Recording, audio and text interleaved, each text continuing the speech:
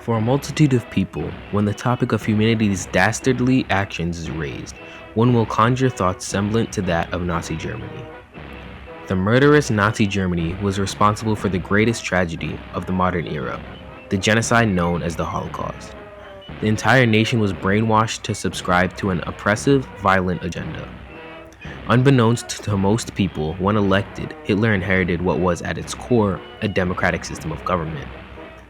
Out of a justified fear of history repeating itself, it is crucial to highlight Germany's transformation from what was once considered a democracy to a fascist dictatorship. This begs the question, how could a democratic nation pull off this heinous act? Propaganda in the Third Reich, the weaponization of humanity's greatest asset. The concept of a democracy has its origins in ancient Greece. As a matter of fact, it shares a birthplace with the father of philosophy, Socrates, a skeptic of democracy. In Book 6 of the Republic, Plato, a student of Socrates, relays the details of a discussion between Socrates and a man named Adeimantus on this issue. As an objection to this system of government, Socrates tells the story of an election between a doctor and a sweet shop owner. Journalist Amamchukwu Okafor summarizes Socrates' dilemma, writing, "The sweet shop owner would manipulate the audience, saying, 'This man is of no good. He works evils on you, hurts you, gives you bitter potions, and places restrictions on your eating and drinking. But I will serve you feasts of many and varied pleasant things.' How effective could the doctor respond? Intuitively, the true answer, 'I cause you troubles and go against your desires to help you,' would cause uproar amongst the voters." In his anecdote, Socrates describes a demagogue, or a leader who uses false promises in order to gain power. This description can also be ascribed to Adolf Hitler, a man who, like the sweet shop owner, used sweet words and played into the prejudices of a nation to rise to power. Hitler took advantage of humanity's greatest asset, communication, and turned it into a weapon to be used for his bidding in the form of propaganda. Creation of Adolf Hitler's propaganda minister Paul Joseph Goebbels. In the most concentrated propaganda campaign the world has ever known, Minister Goebbels has in 5 years of Nazi rule whipped 65 million people into a nation with one mind, one will, and one objective: expansion. Perhaps the most dense and effective form of propaganda was produced by the Nazi Party's eventual complete control over the German media. In one of his earliest actions as propaganda minister for the Nazi Party, Joseph Goebbels took control over the radio broadcasting system, stating, "Radio is the spiritual weapon of the totalitarian state that destroyed the spirit of rebellion." The German usage of radio for entertainment, music, and news began in 1923. Following its introduction, it would take 6 years for broadcasting to hold political weight, and another 4 years until the Nazi Party would hold complete control over what was said. The year Hitler finally was elected chancellor, German radio truly fell into the grips of indoctrination. In 1933, Joseph Goebbels blocked all other political parties from broadcasting their messaging, while censoring all political commentary that went against or criticized the Nazi regime, a possible penalty being death. That same year, the radio was established as a distinct part of the Ministry of Propaganda. The radio industry's importance grew exponentially as it allowed the regime to get their message out to the public more efficiently. The Nazis began to mass-produce the Volksempfänger, which roughly translates to the people's radio, in order to quickly and cheaply get radios to the public. This allowed them to broadcast Hitler's speeches in every household, thus leading to further indoctrination of German citizens. While a large portion of broadcasting included politically overbearing messaging, some would be more subtle. This included anti-Semitic and nationalistic music, as well as some forms of niche marketing, which is the targeting of small groups in a market, in this case specifically women and farmers. By 1935, Nazi propaganda through radio usage would reach its climax, with 56 out of 70 million German citizens being reached through the radio. On top of the Volksempfänger, the Nazis installed speakers in public areas to ensure people who did not have radios would hear the messages. Clearly, the usage of radios to spread Nazi propaganda was widespread, with every speech Hitler or other Nazi officials made being broadcasted.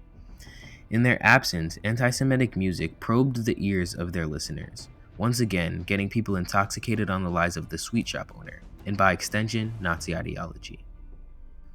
Along with his control over the German ear, Hitler strove to take over the German eye as well. As the famous proverb says, the eye is the window to the soul.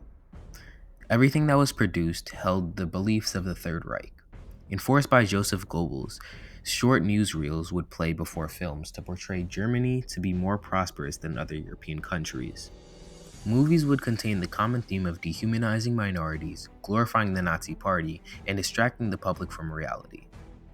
As Germany began to lose the war, melodramas and operettas such as Two in a Big City grew popular and were used to further distract the public from governmental failings. They were used to numb the mind of the German citizen into believing that life was good, regardless of the status of war, preventing widespread national panic from occurring. German entertainment at the time was multifaceted, with another catalyst in the Third Reich's transformation into a fascist dictatorship coming in the form of written entertainment. Perhaps the most popular and readily available manifestation of written entertainment was the German newspaper. Following the precedent set by the restrictions on the radio industry, a similar impressment was imposed on the newspaper industry, with any newspapers with viewpoints that disparaged the Fuhrer or his cohorts being eradicated. This allowed anti-Semitic newspapers such as Der Stürmer to rise to prominence. With the passing of the Reich Press Law in 1933, the racial cleansing, as it was called at the time, took place within the newspaper industry, with non-Aryan or liberal editors being removed from their positions, and all the remaining being forced to produce documentation to prove their lack of association or marital status with Jews. Along with the Nazi Party's indoctrination of German citizens through media, they partook in a much more acute approach to propaganda seen in the Nazi school system. Formal education was dismissed, with the focus being on racial pseudosciences, athletics, and German history, as they prepared them not to flourish in the future, but to carry the baton of bigotry into the next generation. Each school textbook had to be put under review before it was permitted, with most having underlying themes of anti-Semitism. Similar to the supposed cleansing of the radio industry, all Jewish teachers were immediately removed from their positions, and all remaining teachers were required to take compulsory Nazi training. Finally, perhaps the most crude example of censorship was in the list produced by librarians, professors, and student organizations of books to be burned due to their Jewish authors or their criticism of the Third Reich. By programming young people to support the Nazi Party, Hitler sponsored the propaganda leading to a new generation of anti-Semitism. Not only did Nazi propaganda convince the current adult citizens of bigoted, morally incorrect views, but they ensured that new generations would have the same anti-Semitic traits. This reinforced the long-lasting effects of the abuse of our most sacred societal asset. Throughout the broad avenue of world history, tragedy is abundant, but few compare to the catastrophe of the Holocaust. A simplistic view of the disaster alludes to it solely containing a cause of hatred and naivety. However, upon further inspection, one would come to find that one of the worst genocides ever was based upon the elements of propaganda. But perhaps the greatest crime against humanity, the Nazis committed against the Jews. A campaign of hate and murder that goes to the heart of the Nazi movement. Without this national scheme of political realignment through propaganda, the Nazi Party would not have the support that it required to successfully maintain power and thrive. Propaganda allowed the Nazi Party to hold power with the backing of the people and successfully execute millions. Communication throughout history has been woven into the fabrics of what makes us human. Our ability to maintain intelligent discussions and build positive relations through communication has been humanity's greatest gift. The corruption of this very gift is what led to humanity's darkest point as a whole, being the Holocaust and the poisonous Nazi ideology it left. In an era of media bias, factions, and political extremifications, we must remember that our ability to intelligently communicate is synonymous with what truly makes us human, and the catastrophic events of Hitler's rule serve as examples of what happens when we corrupt our own identity. The peace was 75 years old. Peace, keep the peace, get with you. And you. Now we are friends. We are more than that. We are more than that. We are brothers.